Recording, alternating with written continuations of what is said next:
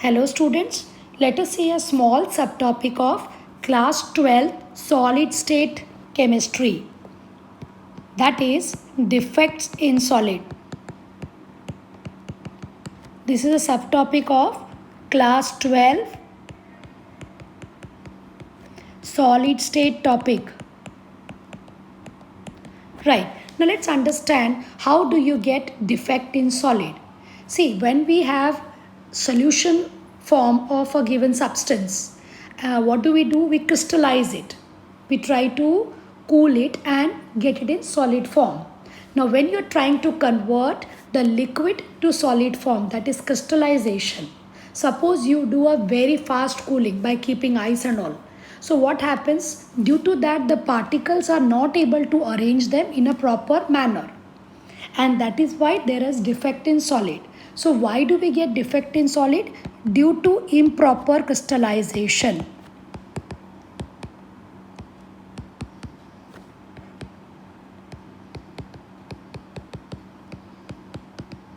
Defect arises in solid.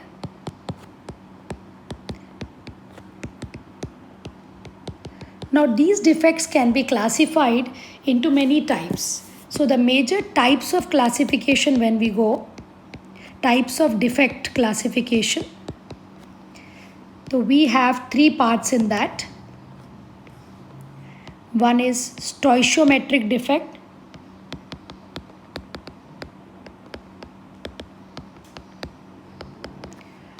Non-stoichiometric defect.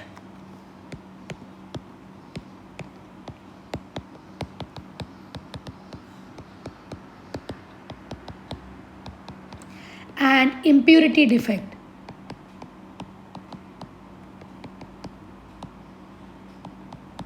So let us see the first type. Now what is the meaning of stoichiometric defect? When the cation and the anion. Now these all defects, basically the first two at least, are for both metallic solid as well as ionic solid. So suppose if I take ionic solid and if I say that the cation and the anion are in a proper whole number ratio, then the defect is called as stoichiometric defect. For example, if I take NaCl and I say there's one Na and one Cl, so ratio is 1:1, such defect is called as stoichiometric defect. But suppose I say, let's see the non-stoichiometric. I take the same example NaCl. Suppose sodium is 1, but chlorine is 0.98. Right? Such things happen. So this defect is called as non-stoichiometric defect, where cation and anion ratio are not whole number. Similarly, it can be this way also. I have this as 0.98 and this as 1. So these type of defect are said to be non-stoichiometric. Now this stoichiometric defect is being further divided into 4 types. First one is vacancy defect.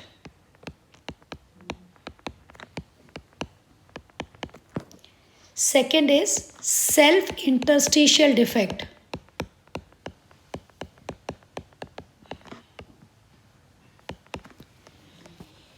And third and fourth is Schottky defect.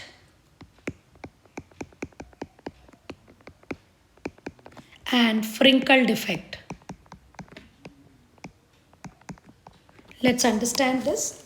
Now vacancy defect arises when a particle is missing from its lattice point. Now remember one more point before I go ahead.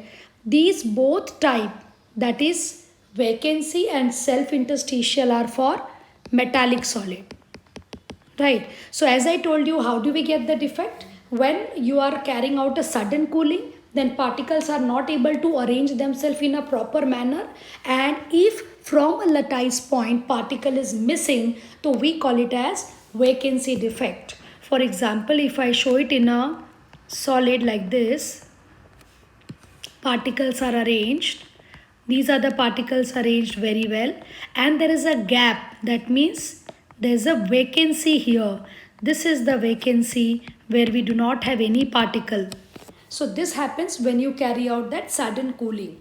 This defect is known as vacancy defect, when particle is missing from its lattice point. Okay, now for all these defects, what you should know is what happens to the electrical conductivity of that solid and what happens to the density. So let's talk about electrical conductivity.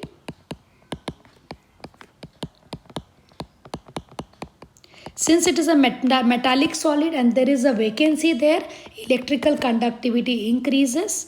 When you talk about density, now density is mass by volume, right? Now volume is constant, that is where border is yellow line which I have drawn, that is the volume, total volume. But what happens because of the missing particle, mass decreases, hence density decreases. This is what is the point to be remembered for vacancy defect. Example can be sodium metal or copper metal, where it is metallic solid, all copper atoms are there. What is self-interstitial defect? Now this self-interstitial defect is being further divided into two. First of all, self-interstitial is what? The same metal ion, either they are missing from the lattice point and they are occupying the position of interstitial, or a new particle comes and occupies the interstitial site. So there are two types of self-interstitial defect. One is particle occupying interstitial point leaving its lattice point. So leaving lattice point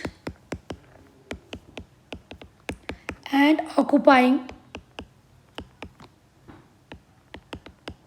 interstitial point.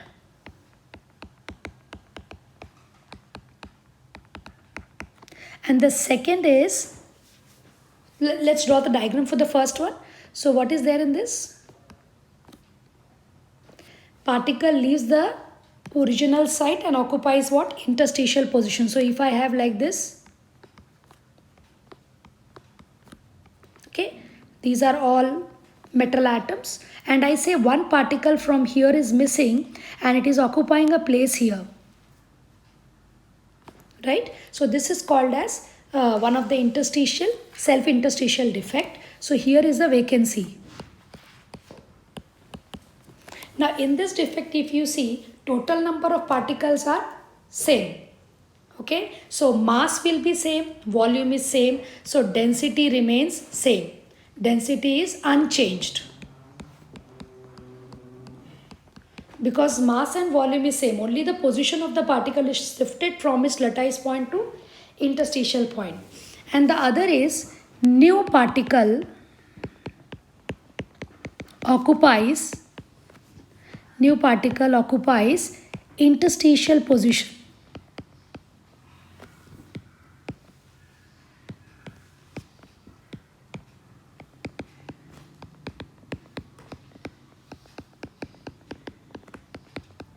How does this diagram looks like? It's like we have got this. So we are having these particles. All particles are very well arranged, one below the other. And what do you find? One new particle has entered at the interstitial place. So this is the new particle coming. In this type of defect, what happens now? Mass increases, so density increases, volume remains constant. Yeah, so this is what is the second type of defect, self-interstitial defect. Now let's go to the Schottky defect, which I have written there. So I'll show it below. Schottky defect and Frenkel defect.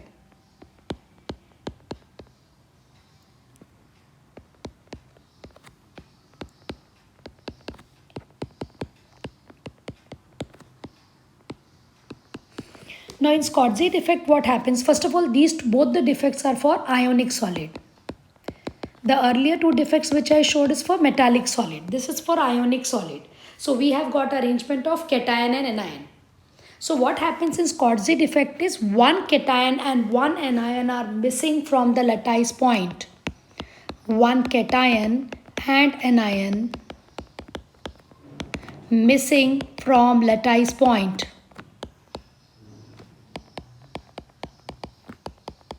Okay, so if you check this diagram, how will it look like? We have got positive ion, negative ion. This is the positive ion. All positive, I am showing it this way. And all the negative, I am showing it this way. with other color.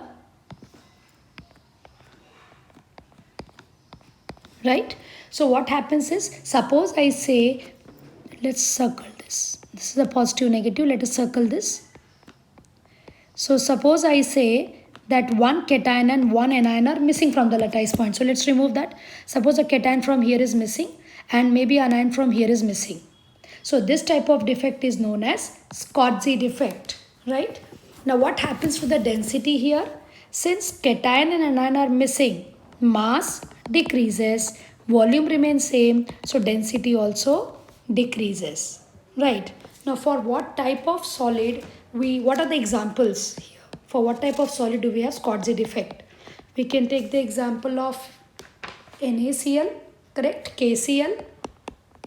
Right. Now in this case what you see is the size of the cation and anion are similar because Na and Cl are third row element.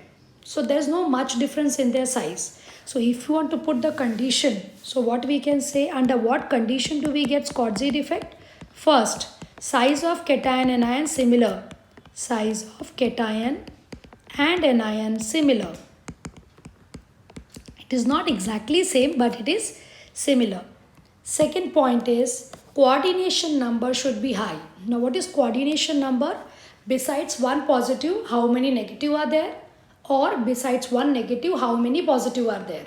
So here we will say coordination number is high. High coordination number means beside 1 Na plus 6 Cl minus can come, and besides 1 Cl minus 6 Na plus will come. And the third point is those solids which have high ionic character will show Schottky defect. Very clear? NaCl is having very high ionic character.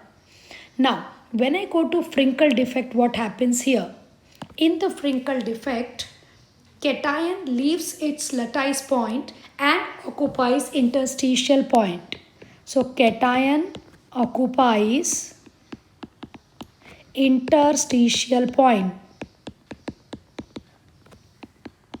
How does this look like? So if you want to draw the diagram, we have got positive, negative, positive, negative, positive, negative as it is.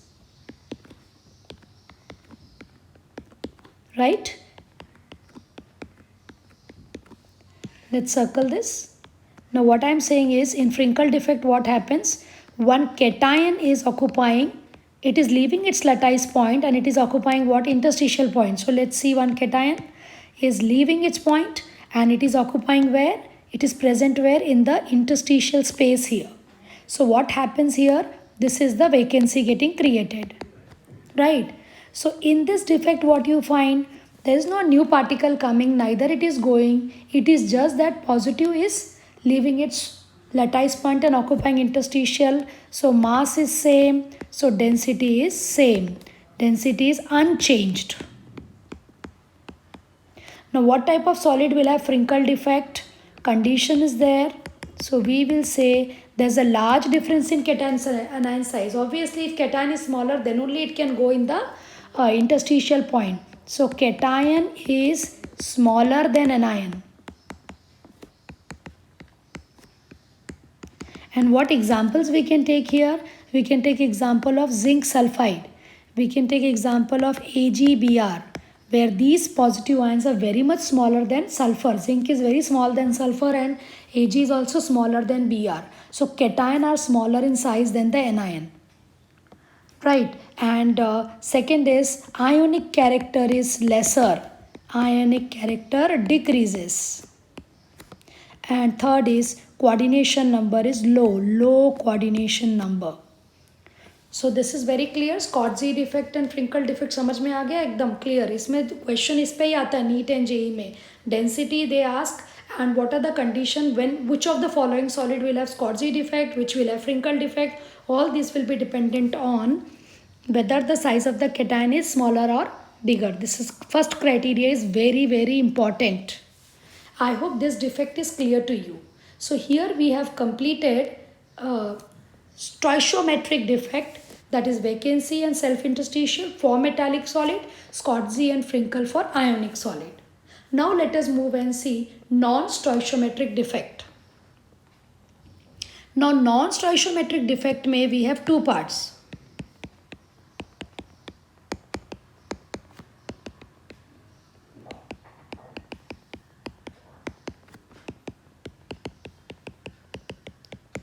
First we have metal excess defect.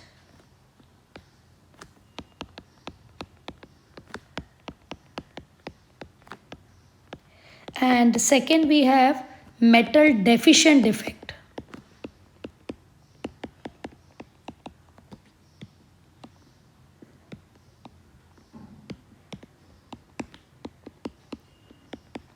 Now this metal excess defect, when you go, there's a two part in that. First is metal excess means what? Metal is more. So extra metal occupies lattice point, occupies interstitial point.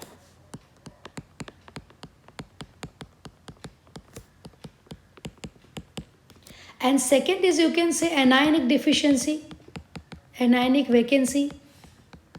So either you have an extra metal or you have less negative ion. So when negative ion is less, automatically metal will look more.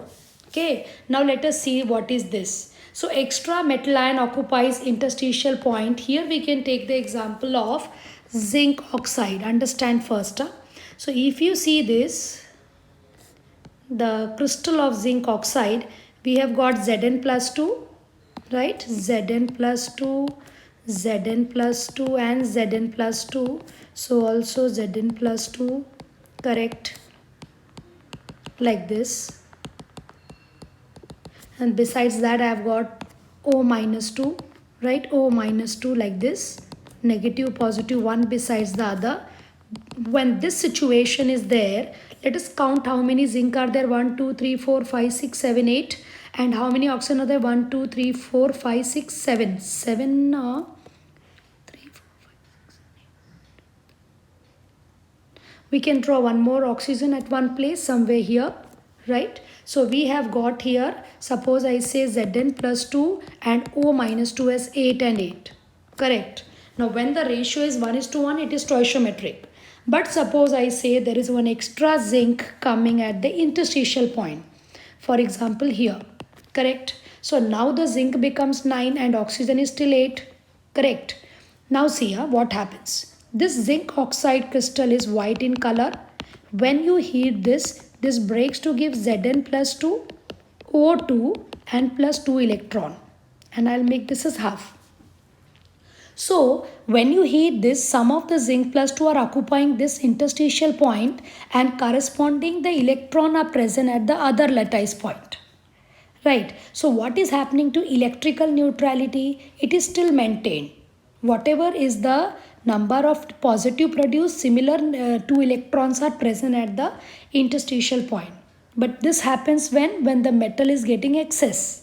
Right. So we will say electrical neutrality is maintained.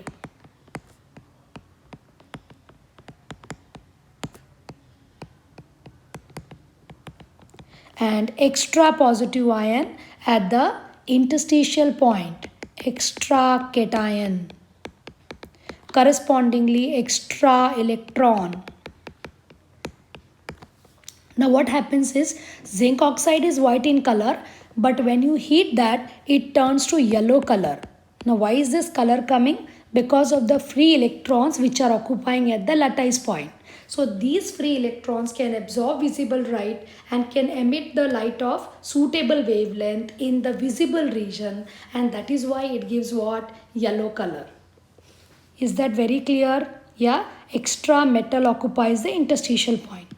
Now when you come to the second part, that is anionic vacancy, what happens in this? Let's first see the example. Now NaCl, you know NaCl is white in color, white color salt it is. If I heat NaCl in sodium vapor, that means in a vessel I have kept NaCl, right? And here we have created sodium vapors. In that vapor I am heating it. So what happens is, this crystal of NaCl which you can see here, so obviously all the Na plus and Cl minus will be as it is.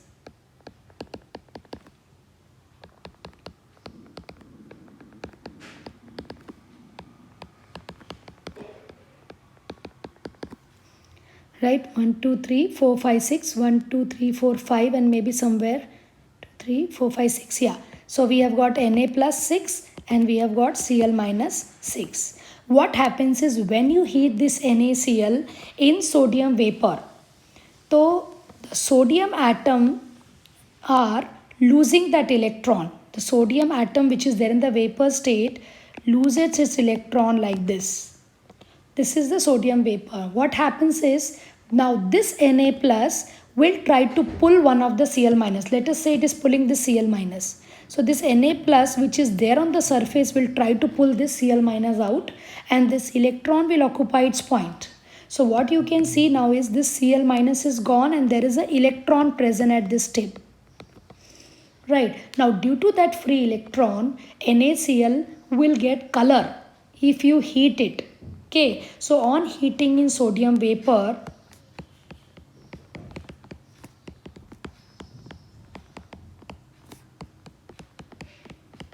NaCl gives yellow color.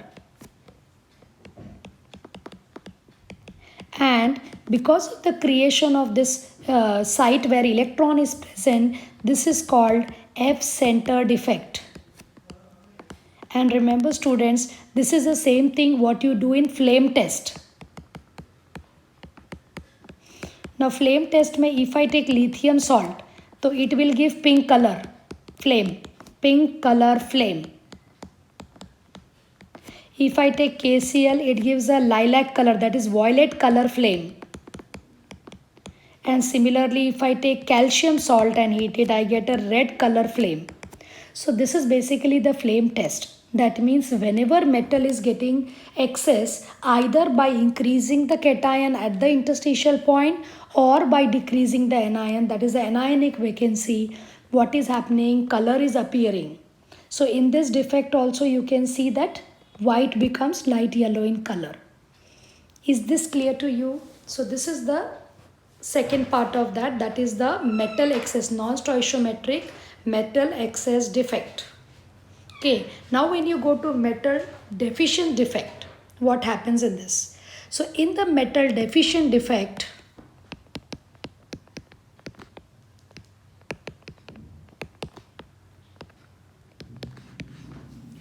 suppose I have got a, no, this is basically for those solids where metal can exist in two different oxidation state. For example, if I take nickel oxide, NiO. So what is the meaning of this? Ni is plus 2 and oxygen is minus 2. Right. If I talk a normal arrangement of Ni plus 2, oxygen minus 2, Ni plus 2, oxygen minus 2, O minus 2, like this it will go.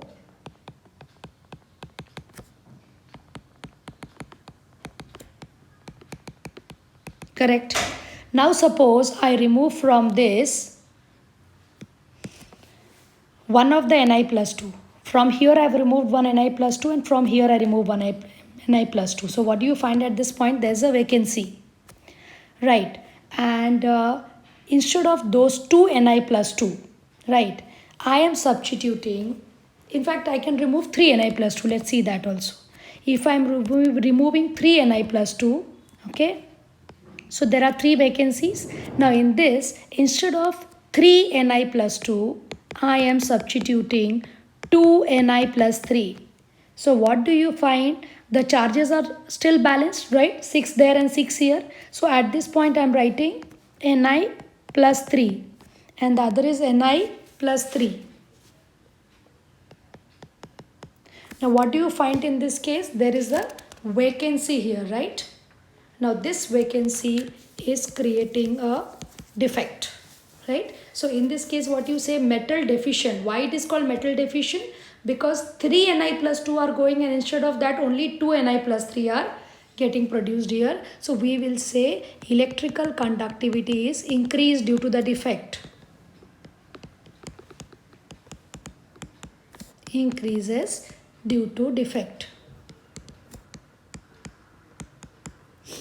Is this point very clear to you? Metal deficient defect. Now the last category, that is when I did with you all, I classified first as three types of defect. So I finished with stoichiometric and non-stoichiometric. Stoichiometric, 4 parts in that. First is 2 metallic, next 2 is ionic. Non-stoichiometric, we have got 2 major part, that is metal excess defect and metal deficient defect. Metal excess defect, metal deficient defect.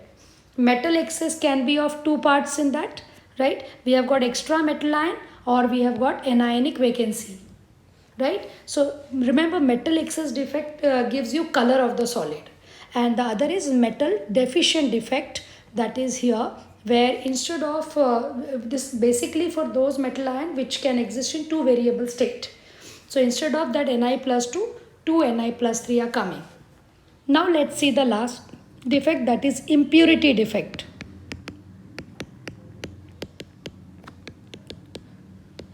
Now impurity defect, we have got 3 types. That means from outside you are putting some other substance in that. That is the meaning of impurity defect, or the solid which you are crystallizing has some impurity. Then the defect is called as impurity defect. So there are 3 parts in this. First is called substitution impurity defect.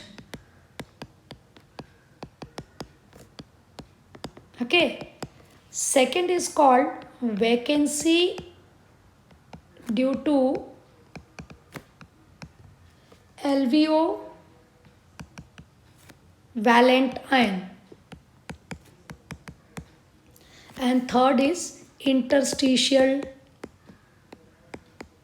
impurity defect. Okay, now see what is there in substitution impurity defect. Here what we are doing is we are having a metallic solid, right? And in that metallic solid, some of the metal ion are replaced by another metal. For example, in this we have got copper ion. These are copper atoms. This is metallic solid I am talking about. These are all what? Copper atoms. Right. Now suppose I replace some of the copper atom by zinc. So what I am doing is this copper I am replacing, okay, and I am substituting by zinc. Maybe this side also one of the copper is replaced and I am substituting by what? Zinc. So these both are what? Zinc. So it's like 20% we have got zinc and 80% if we have copper. So this metal is what is called as alloy, that is brass. Brass. So brass is a substitution impurity defect where entire crystal is of copper. Some of the copper are replaced by zinc. Right. The next one is vacancy due to LVO valent ion. Now what happens here? Suppose I take NaCl crystal. Right. I take NaCl crystal, Na plus, Cl minus, Na plus, Cl minus. Cl minus, Na plus, Cl minus, Na plus, and so on. Correct. Now what do I do is I replace, in fact the impurity which is there, that is replacing 2 Na plus, and instead of that another ion with a divalent, which is divalent, is substituted. Suppose I substitute by strontium here. So strontium had got charge 2, okay, and Na has got charge +1. So instead of 2 Na plus, I am substituting 1 strontium, and you can find a vacancy here. So this is again a vacancy. So that is why the name is vacancy due to LVO valent ion. LVO valent is basically the ion which is having more charge compared to the original ion, positive ion which is there. So this is the second defect. And third is interstitial impurity defect, where example first let me take, you will understand very well. Example is stainless steel. Now stainless steel is basically the entire crystal is of iron. So I will draw this iron here. These are all iron particles which you see, very closely packed. Now iron, if you heat, it will melt at certain temperature. But stainless steel is very difficult to melt. Why? Because at the interstitial point, you will find that there is carbon particle which is present. So what are all these orange particles? Fe. And what is this one? Carbon. So when you have carbon impurity in Fe, then you get what? Stainless steel, which makes the solid very hard and strong. and depending on the percentage of carbon present in iron, you can get pure steel or impurity, and those things. Impurity can be increased also. I hope this lecture is clear to you, in which I have tried to cover up all the defects, stoichiometric, non-stoichiometric, as well as impurity, along with the example and their density. Thank you.